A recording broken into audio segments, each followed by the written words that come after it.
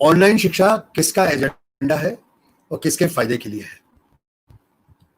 ये जाहिर है कि दुनिया की बहुत बड़ी कॉर्पोरेट पूंजी ऑनलाइन शिक्षा को दुनिया भर पर थोपने के लिए लगी हुई है। ये सब बहुराष्ट्रीय पूंजी है।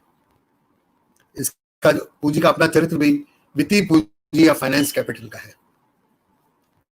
जब ऑनलाइन शिक्षा का धंधा बढ़ता है तो शेयर मार्केट में इनके शेयर ऊंचे हो जाते हैं, जब घटता है तो शेयर नीचे गिर जाते हैं। ऐसी कॉर्पोरेट पूंजी के द्वारा कंट्रोल नियंत्रित शिक्षा किस प्रकार की होगी, ये सवाल हमको गहराई से समझ लेना चाहिए। मेरे हिसाब से इसके 3 बड़े हमले हैं, जिनको हम समझ जाएं तो हम फिर ऑनलाइन शिक्षा का विरोध बहुत सफलतापूर्वक कर पाएंगे।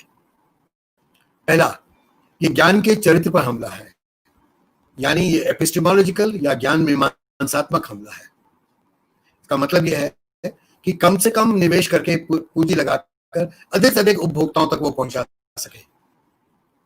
बाजार में जब भी ये किया जाता है तो उसमें निवेश घटाने के लिए उनके पास जो पूंजी है वो है कि हम पूरे उत्पाद का, इस मामले में शिक्षा के ज्ञान का हम एक रूपीकरण कर दें, उसका होमोजेनाइजेशन कर दें। तो ये एक पूरी तरीके से होमोजेनाइज ज्ञान होगा। भारत जैसे देश की विविधता का उसमें कोई स्थान नहीं होगा, कोई जगह नहीं होगी। एक होमोजेनाइज ज्ञान होगा।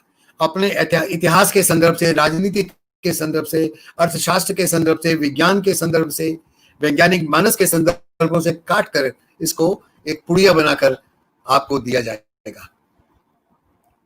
ये एक बहुत खतरनाक रूप होगा इस ज्ञान का। ये हमसे ज्ञान छीनेगा, ज्ञान देगा नहीं। दूसरा इसका हमला होगा कि शिक्षा को डाइल्यूट करो, उसको कमतरीकरण उसका कर सको, उसका रिडक्शन कर सको करो। इसके लिए वो इसको पूरे ज्ञान को महज लिटरेसी यानी अंक ज्ञान या न्यूमरेसी यानी गलत बोल गया, इसको या तो लिटरेसी अक्षर ज्ञान या अंक ज्ञान यानी न्यूमरेसी में बदल देंगे। ये क्यों करेंगे? क्योंकि ये करके वे सस्ते मजदूर तैयार करेंगे। और कॉर्पोरेट पूंजी को सस्ते मजदूर इसलिए चाहिए, जितने मजदूर सस्ते बनेंगे उतना उनके मुनाफाखोरी ज्यादा होगी। सस्ते मजदूर बनाने के लिए ये कमतरीकरण करेंगे ज्ञान का। तीसरी बात है, अब जैसे आज सबको मालूम है कि ऑनलाइन शिक्षा में शिक्षक की भूमिका 0 होगी, चाहे वो स्कूल हो, चाहे कॉलेज हो, चाहे विश्वविद्यालय हो। वहां पे शिक्षक नहीं होगा। वहां विद्यार्थियों के आपस में भी कोई इंटरेक्शन की संभावना नहीं होगी। विद्यार्थी अपने अपने घर में बैठकर जूम के जरिए, किसी और चीज के जरिए कुछ अपनी बात कहते रहेंगे, पर इंसानी अंतक्रिया 0 हो जाएगी। जहां पे अंतक्रिया 0 हो जाती है, वहां पे इंसानियत भी खत्म हो जाती है। केवल इंसानियत ही खत्म नहीं होती। आप लोग जब यूनिवर्सिटी में इकट्ठे पढ़ते हैं, हॉस्टल में रहते हैं, तो आप लोग मिलकर अपने सारी तकलीफों को समझते हैं। जब कोई अत्याचार आप पे होता है तो आप अपनी यूनियन बनाते हैं, यूनियन के जरिए अपनी आवाज बुलंद करते हैं, इस प्रतिरोध करते हैं। इससे राज्य सत्ता घबराती है।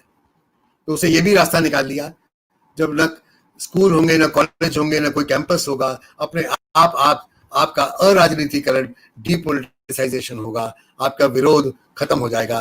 राजसत्ता सुख चैन से आप पर अत्याचार कर सकेगी, आपका शोषण कर सकेगी, दमन कर सकेगी। ये सारे जो तीनों हमले हैं, इसका परिणाम ये होगा कि हमारा मानस गुलाम हो जाएगा। ये गुलामगिरी का एजेंडा है और हमको गुलाम बनाकर पूरी लूट के दरवाजे खुल जाएंगे। फिर कोई विरोध का स्वर नहीं होगा। लूट के दरवाजे सब जगह खुल जाएंगे। ये हमें ध्यान में रखना है।